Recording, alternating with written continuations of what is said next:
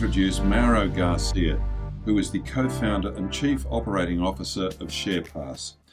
Now, Mauro occupies a technical role within SharePass, and it's on that level that we're going to be asking him a few questions today. Mauro, first question, how do I get started with SharePass? First of all, thank you very much for having me here, Stephen. It's a great pleasure to be here with you. So look, to get started with SharePass, you just have to basically grab your favorite web browser and just go to sharepass.com. And from that point, you already got started. Do I have to create an account? What's the... Oh yes, you can create an account, and we actually encourage users to create an account, but you don't actually need SharePass with an account in order to use it. You can go to sharepass.com as I described, and straight away you'll be prompt to enter the password that you would like to share with whoever you want to, or a message, which is also available for anonymous users, but with very restrictive security settings. So that's the main reason why we encourage users to create an account. So I guess I would be a very casual user if I was to use it without creating an account. Yes, correct. And I suppose I also need an account to have a portal and to be able to get a mobile app and that sort of stuff, yeah? Yes, that is correct. You can take the most out of SharePass with an account created, and if the user decides to create an account, we also encourage them to enable multi-factor authentication, which basically adds another extra security layer to the authentication. We also provide a Google single sign-on, just in case users don't want to have too many passwords nowadays, account for this, account for that, too many things. So use your existing Google account, which most people already have, and you can use it in order to log into SharePass. Okay, so going right back to the beginning now, Mauro, imagining that I know nothing about SharePass whatsoever, can you just give us an overview of what it is and what it does and why I would use it? Nowadays, the internet has grown so much, especially since the beginning of the pandemic, that people start to work remotely, companies start to use more and more systems, and more accounts are being created, and that brings more vulnerabilities to the whole system. So that's where SharePass just come into play. Let's say you would like to share a password with someone that start to work on your own company. You can use SharePass to share the initial password so that person can come on board into your own company. The process of creating a secret and the types of secrets that I would want to use and create within SharePass, what are they? So look, as I said before, you can go into sharepass.com and start straight away share your password or secret message with whoever you want. But if you have the account in SharePass, then you can select multiple type of secrets. You have a password message which are available for the anonymous, but also you have credentials, you have a QR code, you have also JSON data. If there is a developer or programmer watching us right now, they will know what I'm talking about. So, and also you have many more security features, such as IP address restriction. You can lock the secrets on demand. You can assign PIN codes and many more features there. Okay, so in order to take the complication out of this, you were telling me earlier that there are such things as templates. Can you explain to me what they are and what they do and why they're good? Yes. Look, I just mentioned that the variety of security settings that we have.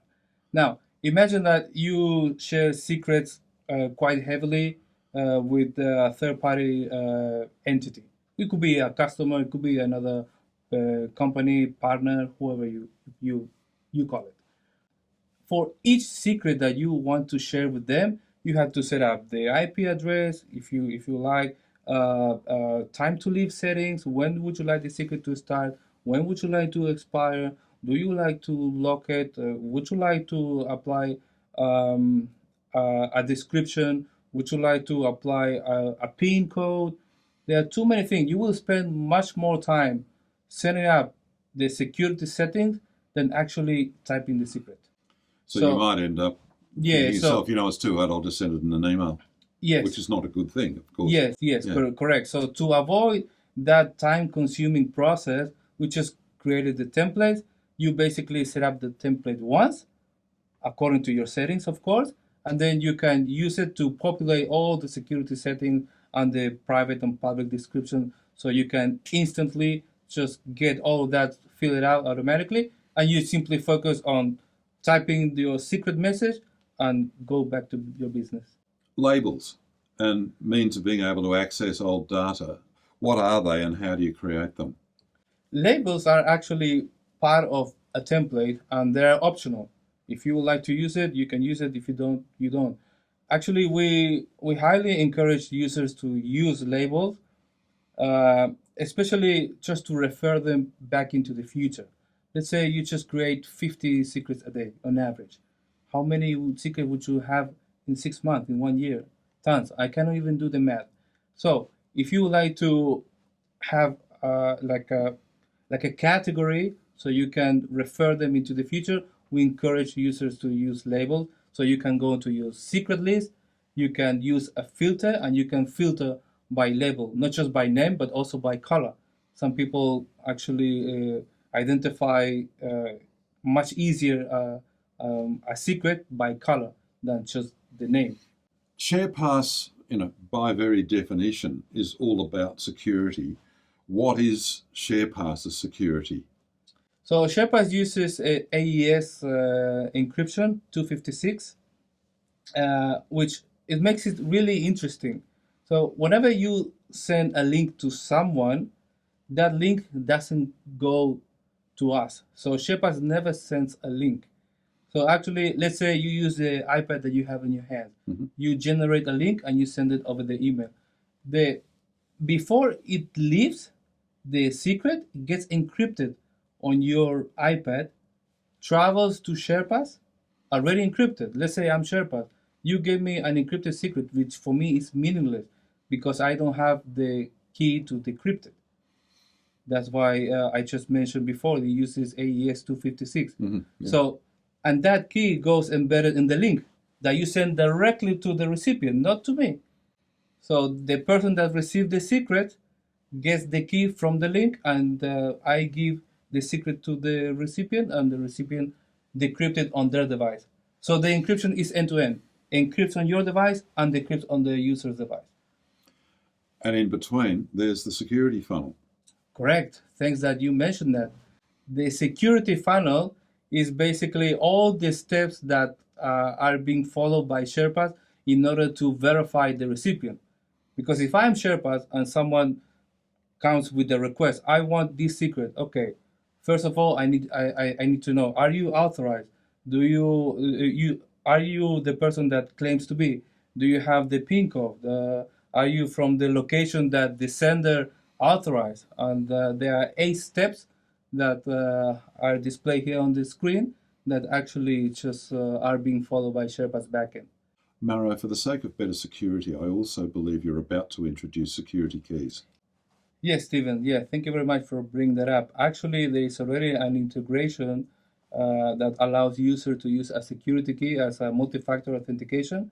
For example, YubiKey, this one I'm holding in my hand, allows you to log in into your account using a security key. So no one can access your SharePass account unless you hold the security key. You can apply multiple security keys just in case you lose this one. Yeah.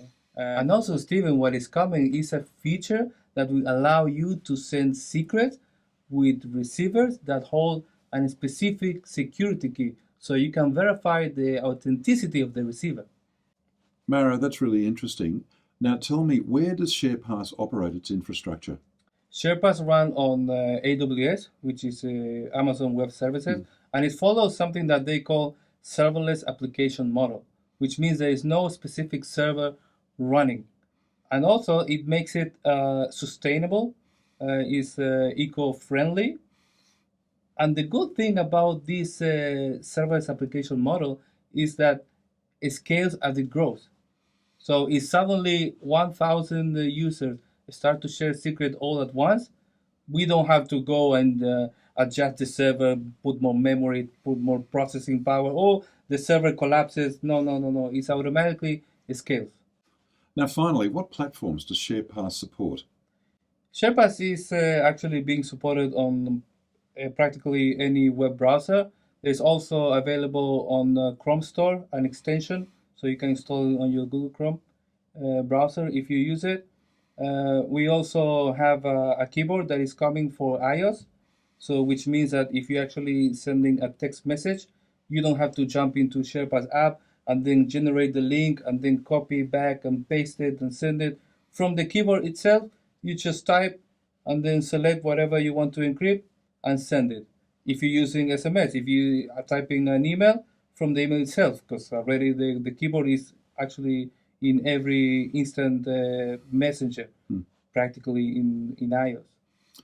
Fantastic. Well, Mauro, thank you very much for your time today. Ladies and gentlemen, Mauro Garcia is the SharePass co-founder and chief operating officer who's been talking about the platform SharePass.